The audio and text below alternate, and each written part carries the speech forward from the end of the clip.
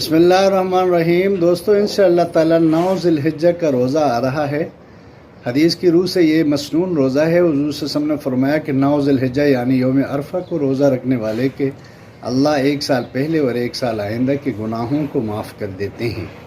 اور پھر 9 ذی الحجہ کی فجر کی نماز سے لے کر 13 ذی الحجہ کے عصر کی نماز تک تکبیرات تشریق یعنی اللہ اکبر لا الہ الا اللہ واللہ اکبر وللہ الحمد، اس کا عمل بھی آ رہا ہے۔